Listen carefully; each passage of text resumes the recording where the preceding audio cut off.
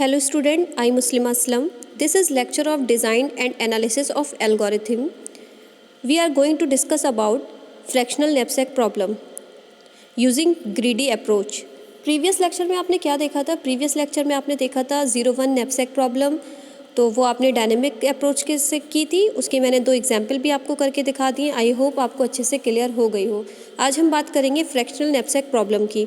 तो fractional knapsack problem जो है वो can be solve by greedy approach. ये ग्रीडी अप्रोच से सॉल्व होती है, जो कि ग्रीडी अप्रोच जो होता है वो बेस्ट सोल्यूशन देता है और वो वैल्यू आपकी परफेक्ट वैल्यूज़ होती हैं। इसमें देखिए, pick the item in the decreasing, जो भी है decreasing order of the profit value and weight. आपको जो ऑर्डर होगा हमें वही आइटम पिक करना होगा जो डिक्रीजिंग ऑर्डर में हमें प्रॉफिट वैल्यू दे। ठीक है, वो वेट आपको चेक करना होगा। डिक्रीजिंग ऑर्डर मतलब आपको घटते क्रम में वैल्यूज़ को लिखना। ठीक है, वो भी हम बताएंगे कैसे लिखेंगे। थर्ड पॉइंट देखिए इसका, break the tie among the item the same value and the weight by picking the item with the lowest item index. ठीक है, जो वैल्यू आपकी लोएस्ट आइटम होगा, जो वैल्यूज़ होगी वही हमें पिक करेंगे। टाई कैसे करती हैं वो सारी कंडीशन मैं अभी आपको स्टेप बाय स्टेप बताऊंगी। ठीक है, तो सबसे पहले एक क्वेश्चन देख लेते हैं। इस पर क्वेश्चन से आपको अच्छे से क्लियर होगा कि फ्रैक्शनल नैपसैक प्रॉब्लम क्या होती है। तो हम क्वेश्चन देख लेते हैं। आपके पास ये क्वेश्चन है फ्रैक्शनल नैपसैक प्रॉब्लम का ग्रीडी अप्रोच से। सबसे पहले आप इस क्वेश्चन पे ध्यान दीजिए। जो आपका क्वेश्चन है वो क्या बोल रहा है, there are 6 item, total weight is equal to 16 kg। Total weight को मैंने TW से शो कर रखा है। आपको जो एक नैपसैक का जो आपको फ्रैक्शनल है, फ्रैक्शनल में आपको एक टोटल बैग जो है, टोटल वेट उसका दे रखा है 16 kg।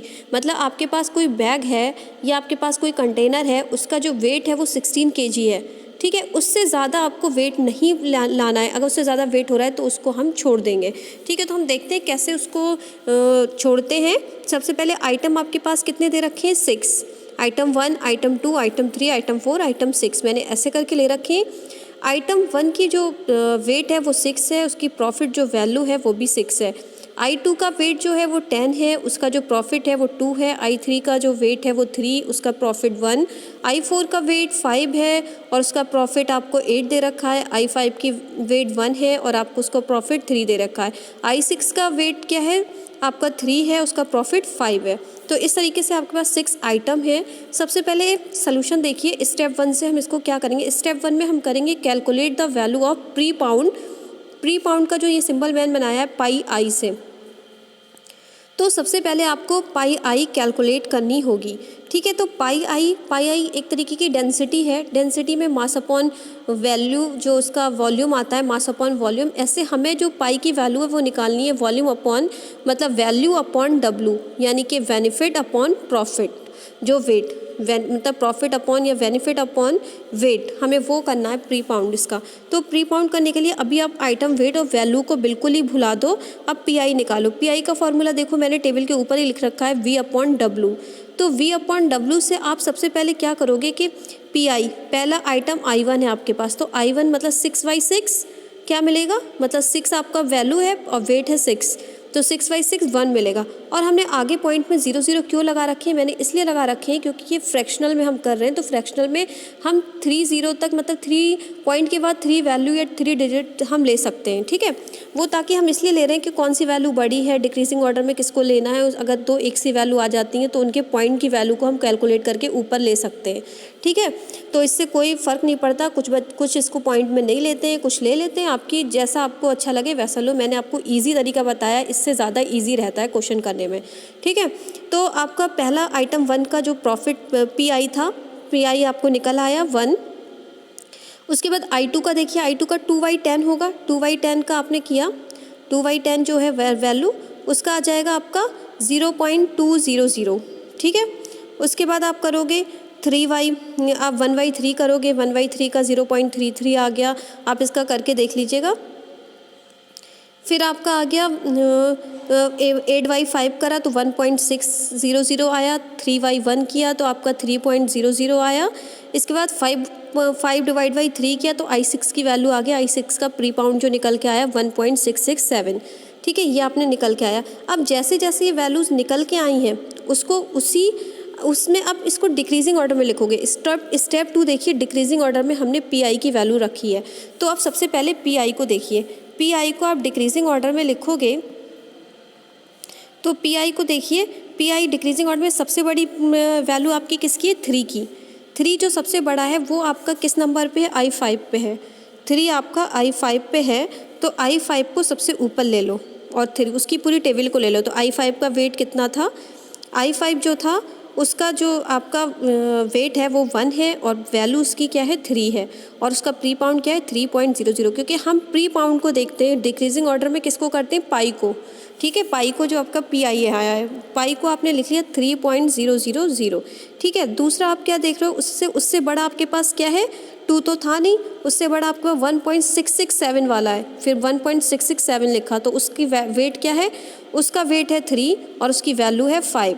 ठीक है, उसके बाद आपके पास क्या मिला, 1.600 मिला, डिक्रीजिंग ऑर्डर में लिख रहे हैं, तो आपकी जो वेट है वो 5 आ जाएगा, वैल्यू 8 आ जाएगी। उसके बाद आपको क्या मिल रहा है, 1.000 वाला मिल रहा है, तो 1.00 पे आपका वेट 6, वैल्यू 6 आ जाएगी, यानी कि आइटम 1 मिल जाएगा।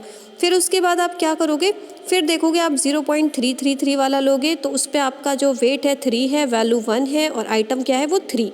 फिर आइटम प्री पाउंड सबसे छोटा क्या मिल रहा है आपको, 0.200, तो 0.200 मिल रहा है। उसका जो वो क्या है, आइटम I2 का जो वेट था वो 10 था और वैल्यू जो है वो 2 है, तो आपने वो रख दी। उसके बाद आप क्या करेंगे, उसके बाद आप चेक करेंगे, ये इस तरीके से टेबल बना लेंगे। ये मैंने जो आइटम वेट वैल्यू लिखा था वो छोड़ दीजिए, वो मैं ऊपर लिख रही थी। तो आई का मतलब आइटम, डब्ल्यू का मतलब वेट, वैल्यू का मतलब वी का मतलब वैल्यू, टोटल वेट, ये TW टोटल वेट हो गया, टोटल बेनिफिट वैल्यू या कह सकते हैं टोटल प्रॉफिट। ठीक है, इसको जो लास्ट कॉलम मैंने लिखा है।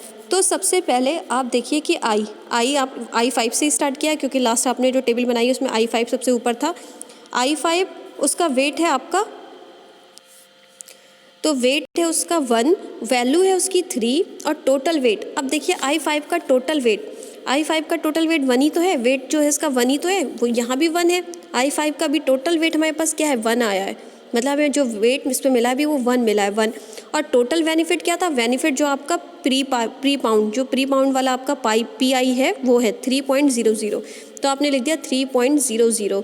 अब I6 की बारी आएगी। I6 पे आपका वेट था 3 और I6 की वैल्यू थी 5, वो आपने रख दी 3 और I6 की वैल्यू थी 5।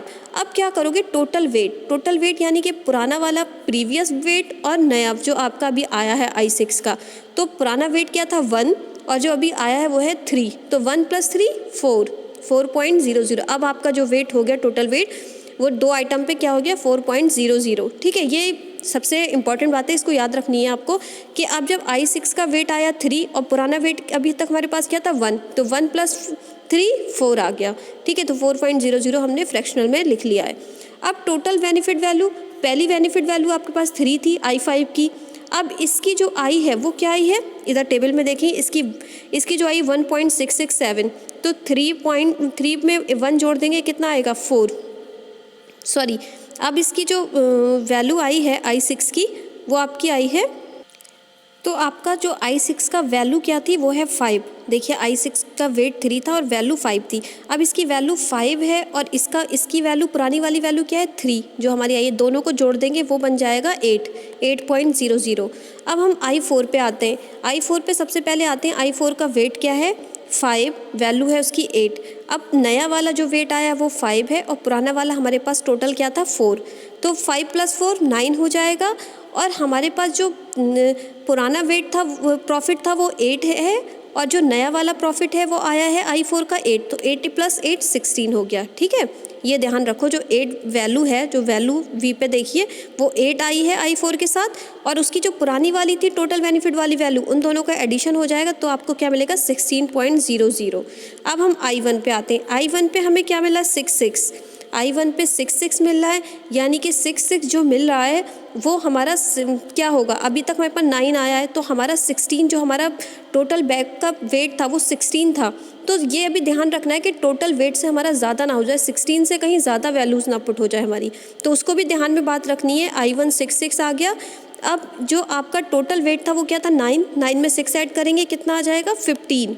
अभी हमारे पास एक ही वेट बचा है, अब एक वेट बचा, अगर इससे ज़्यादा वेट आ गया तो हम उससे ज़्यादा वेट को नहीं ले पाएंगे, क्योंकि हमारा जो टोटल बैग का वेट था वो कितना था 16 kg। ठीक है, अब बेनिफिट देखिए, बेनिफिट आपके पास पुराना 16 आया है और नया 6 आ गया है, तो 16 + 6 22 आपको टोटल बेनिफिट वैल्यू मिल गई। अब आपके पास I3 आएगा, लेकिन I3 के पास तो 3 वेट है और 1 वैल्यू है, तो आपको क्या करना है कि 3 वेट अगर आप लोगे और 3 वेट को अगर आप ऐड करोगे किसमें, पुराने वाले वेट में, पुराना वाला वेट आपका क्या है 15, I1 का जो वेट आया वो है टोटल वेट उसका 15 आया है। तो अगर हम 3 वैल्यू लेते हैं तो हमारी वैल्यू ज़्यादा हो जाएंगी और हमारे पास टोटल बैग की जगह अब एक ही वेट की जगह है, तो एक ही वेट की जगह है, मतलब 3 में से हम एक वेट लेंगे यानी कि 1 ले लेंगे, तो इसका मतलब 1/3, इसका मैंने नीचे लिख दिया 1/3, इसका आप 1/3 करोगे तो कितना आ जाएगा 0.33। आपने इसका क्या किया, 1 था और इसमें से 1/3 किया तो आपका ये बचेगा 0.33।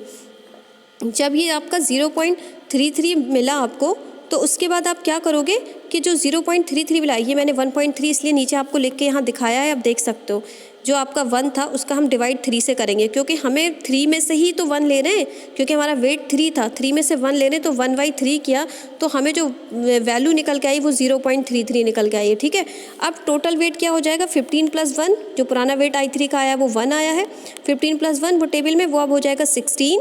अब हमारा बैग फुल हो गया है, मतलब 16 हो गया, ना 16 से ज़्यादा ले सकते ना कम, अब हमें कोई और आइटम की ज़रूरत नहीं पड़ेगी। अब हमारा पुराना जो प्रॉफिट था वो कितना था, वो था 22, और आपका जो नया वाला आया है वो क्या है 0.33, तो 22 में आपका 0.33 ऐड कर देंगे, आपकी ये वैल्यूज़ आ जाएगी।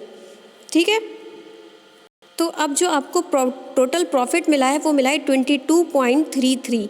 ठीक है, तो check weight of item total weight, ये मैंने इसलिए लिख रखा था कि जो आपके पास टोटल बैग का वेट है वो 16 है, उससे बड़ा ना हो जाए, उससे लेस ही वैल्यूज़ रही हैं। अगर उससे बड़ी हो जाती, देखो अगर हम I3 पे हमें जो वेट था अगर 3 ले लेते तो हमें सिर्फ एक ही वेट की ज़रूरत थी, क्योंकि हमें एक वेट मिलता तभी हमारा बैग का बिल्कुल इक्वल हो जाता 16।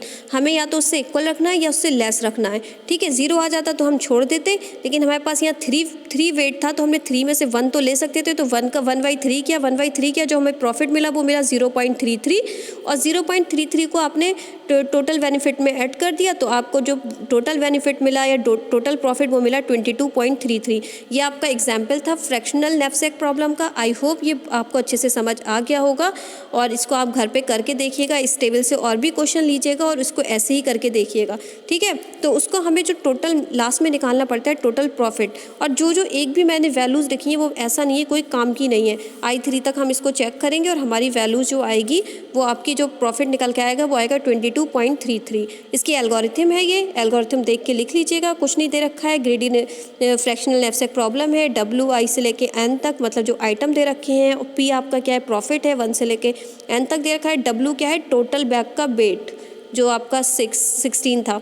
ठीक है, फॉर I = 1 से लेके लूप चलेगा 1 to N आइटम तक, पहले आइटम चेक करता है ना, फिर आपका XI चेक करता है, जो उसके नंबर आ रहे हैं वो 0 है, वेट 0 है, तो ये सारी चीज़ें आप इसका चेक करके, ये आपकी एक छोटी सिंपल सी एल्गोरिथम है, इसको आप लिख सकते हो, इसको डिज़ाइन कर सकते हो, इसकी प्रोग्राम भी कर सकते हो घर पे बैठ के।